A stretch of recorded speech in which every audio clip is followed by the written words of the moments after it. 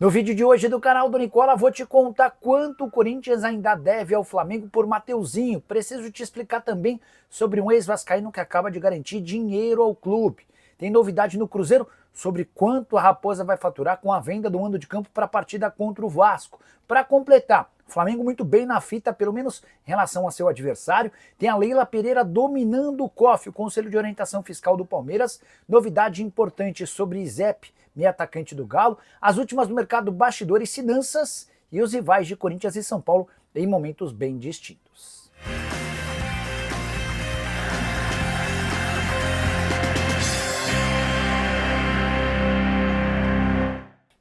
Fala aí pessoal, sou Jorge Nicola, bem-vindos a mais um vídeo do canal, sempre bom ter vocês por aqui, sem perder tempo, só pedir para deixar o like, se inscrever no canal e ativar as notificações. Bora direto para o giro de notícias e a primeira informação é uma curiosidade sobre a Libertadores da América. São 32 times em ação na fase de grupo, certo?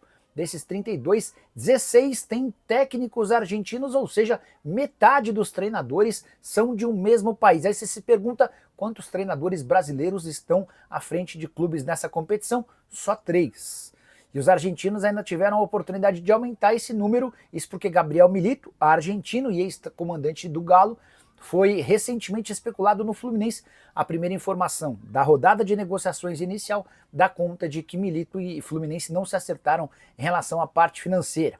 Deixa eu trazer também uma novidade que envolve Cristiano Ronaldo. O Al Nassr, time de saudita que detém os direitos do Cristiano Ronaldo, está contratando Mohamed Kudus, um dos principais jogadores, para mim o principal jogador do West Ham, operação de 85 milhões de libras, que equivale ao valor da multa rescisória. Bora falar agora sobre o momento dos rivais de São Paulo e Corinthians. Os dois times paulistas entram em campo nesta quarta-feira contra argentinos em situação distinta. O Corinthians recebe às 7 da noite o Huracan pela Sul-Americana e o Huracan é hoje o terceiro colocado do seu grupo no campeonato argentino. Não perde a 9 partidas com 7 vitórias e 2 empates. A última derrota em 2 de fevereiro pro Boca Juniors. Se a gente aumentar um pouquinho esse retrospecto, uma única derrota em 15 rodadas. Time que vive fase bem legal e que tem 2 jogadores conhecidos do torcedor brasileiro.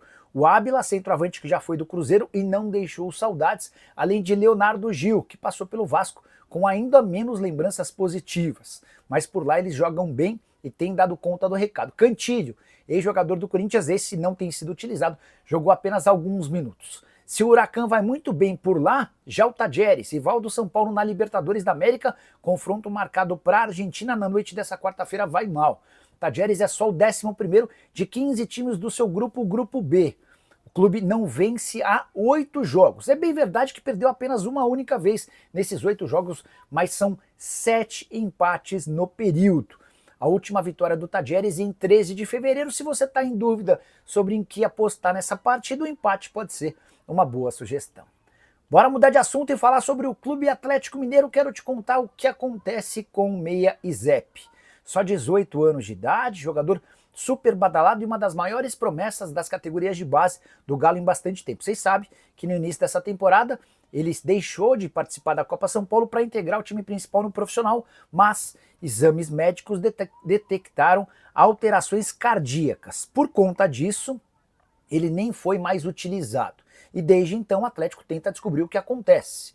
Foram feitos vários exames no jogador, além dos seus familiares, para entender se essa alteração pode ter alguma coisa com a genética da família. Ainda não há um laudo definitivo, o atleta não tem feito qualquer atividade física para que possa ser submetido em breve a uma nova bateria de exames que vai constatar se essa alteração deixou de existir ou não.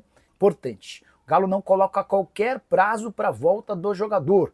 Isso vai ser cuidado da melhor maneira possível, até porque há em jogo a vida de um menino de 18 anos de idade que tem no futebol o seu grande sonho. Eu torço demais para que o Izep possa voltar o mais rápido possível. Só para completar em relação ao Galo, registrar que o Atlético informou que não conseguirá fazer sua estreia ou a reestreia na Arena MRV contra o Vitória, como se imaginava. Tudo porque parte da grama que será utilizada nesse tapete artificial da Arena MRV segue retida no Porto de Santos, aguardando a liberação. Bora falar agora sobre o Palmeiras, a notícia não é boa. Leila Pereira conseguiu vitória esmagadora no COF, o Conselho de Orientação Fiscal. Todos os 15 eleitos em votação que aconteceu no início dessa semana são do grupo da Leila.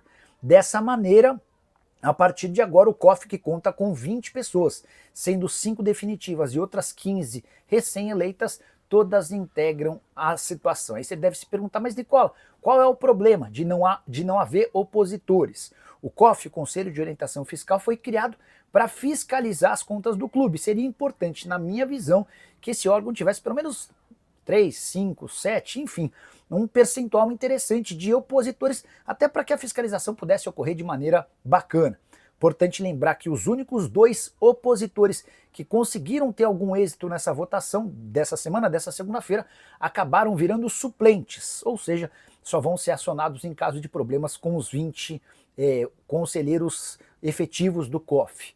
Só para completar, é importante lembrar também que a Leila Pereira não costuma tratar muito bem os opositores. No ano passado, circulou a notícia de que opositores que criaram uma lista, fazendo uma série de perguntas à Leila, passaram a ter dificuldades no dia a dia. Eles, por exemplo, deixaram de receber uma série de ingressos para jogos do Palmeiras, algo que todos os outros conselheiros têm direito. Só para completar, em relação ao Verdão, registrar que o Palmeiras não vai jogar apenas contra o Corinthians na Arena Barueri. Jogo contra o São Paulo também será no estádio arrendado pela Presidente Alviverde. Tudo porque o Palmeiras, às vésperas desses clássicos, terá shows no Allianz Parque.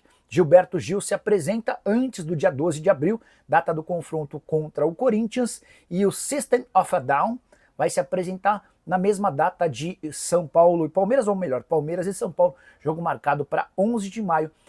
O Palmeiras já solicitou à CBF a alteração do mando desses 2 jogos, o local já definido, Arena Barueri. Bora falar agora sobre o Flamengo, super elogiado até pelo adversário de estreia na Libertadores da América. Você sabe, o Flamengo abre a sua participação na Libertadores desse ano contra o Deportivo Táchira, partida marcada para a Venezuela. E o técnico do Táchira, o Edgar Pérez, disse o seguinte, abre aspas, o Flamengo é um time europeu que joga na América do Sul. Ele se estruturou para ganhar sempre a Libertadores. Nós estamos nos preparando para tentar competir, fecha aspas. A pergunta que eu deixo para você, essa frase é correta? É justa? O Flamengo é hoje um time europeu jogando na América do Sul? Se puder, use o espaço para comentário para registrar sua opinião. Vale a lembrança também de que o Táchira é o 2º colocado no campeonato venezuelano. Depois de 9 partidas, são 5 vitórias, 3 empates e uma derrota. Campanha interessante. Expectativa de um público para mais ou menos 30 mil pessoas. Ingressos que partem de R$ 22 e chegam até R$ 113. Já é certo que o Flamengo não terá Arrascaeta, Danilo e Gerson por causa de lesões. Hora de falar sobre o Cruzeiro, que vai faturar pouco mais de R$ 1 milhão pela venda do mando de campo para o confronto contra o Vasco. Só para você entender o contexto. Cruzeiro e Vasco se enfrentam no dia 27 de abril, um domingo. Esse jogo inicialmente marcado para o Mineirão não pode acontecer por lá, isso porque um dia antes o Gustavo Lima se apresentará no estádio. Gustavo Lima, que é torcedor declarado do Cruzeiro e alguém muito próximo do dono da SAF cruzeirense. Pois bem, a partir daí o Cruzeiro precisou passar a buscar um outro estádio, natural seria de que ele jogasse no Independência. Confesso que achei estranho quando do anúncio de que o Cruzeiro fará esse jogo no dia 27 em Uberlândia, no Parque do Sabiá. O pessoal da Central da Toca trouxe a notícia de que houve a venda do mando de campo. Eu consegui confirmar e quero acrescentar detalhes importantes. O responsável pela compra é o Rony, ex-jogador de futebol que se especializou nesse mercado de levar partidas para determinados lugares e garantir, com a venda de ingressos, a possibilidade de faturar uma grana. O Cruzeiro tem assegurado mais de R$ 1 milhão, pouco mais de R$ 1 milhão com a transferência do mando de campo. E aí, se houver grande público, o lucro é do Rony, se houver pouco público, o prejuízo também é do Rony. A empresa do Rony garante essa grana de forma limpa, além do pagamento de todos os custos, com hospedagem e passagem para Raposa, dinheiro absolutamente sem impostos. Há uma série de coisas que ainda estão sendo definidas, como por exemplo o preço do ingresso. A definição cabe ao Rony. A carga também para cada uma das torcidas vai ser debatida com o pessoal do Cruzeiro, mas a tendência é que seja 80% da carga para o Cruzeiro, 20% da carga para o Vasco da Gama. Diante da impossibilidade de atuar no Mineirão, o Cruzeiro vai jogar para mais ou menos 40 mil pessoas, essa é a expectativa, e ainda vai embolsar R$ 1 milhão livres de impostos. Hora de falar sobre o Vasco da Gama, que desperdiçou a chance de ter um centroavante de peso. Ou melhor, ele até esteve, mas não conseguiu atuar. Eu me refiro a Cleiton Silva, 26 anos de idade, passagem para lá de discreta por São Januário na temporada passada foram só 8 partidas, nenhum gol e nenhuma assistência. Você, que é vascaíno, vai se lembrar que ele mal conseguiu jogar e também não performou bem, vamos ser justos. Mas, negociado com o Rio Ave, primeiro por empréstimo e agora em definitivo, ele é uma das sensações do futebol português. Tanto que o Cleiton tem o terceiro maior número de gols na atual temporada por lá. O Gyökeres, que é um cara completamente acima da média e pretendido pelos maiores clubes do mundo, é o artilheiro máximo. O Samu, que é um centroavante da seleção espanhola, aparece na segunda posição. O Samu pertence ao Porto, o Gyökeres pertence ao Sporting. E apenas um gol atrás do Samu aparece o Cleiton, que foi recentemente comprado pelo Rio Ave. O Rio Ave decidiu exercer a opção de compra e vai pagar 3 milhões de euros ao Vasco. O Cleiton havia sido o último reforço da era SAF, com a promessa de um investimento de mais ou menos 3 milhões de euros. Na oportunidade, o Vasco seria obrigado a pagar 19 milhões de reais. Hoje, 3 milhões de euros equivalem a 18 milhões e 400 mil reais. E a maior curiosidade é que hoje o Vasco busca, até de forma desesperada, por um centroavante que possa ser reserva do Verratti. Não que exista problemas com o centroavante argentino, mas a possibilidade de ter uma sombra ou alguém para substituir o Verratti de vez em quando é tratada como importante. Na atual temporada, o Cleiton soma 29 jogos, 17 gols e uma assistência. Já é especulado por Benfica, Porto, além de clubes da Itália e da Turquia.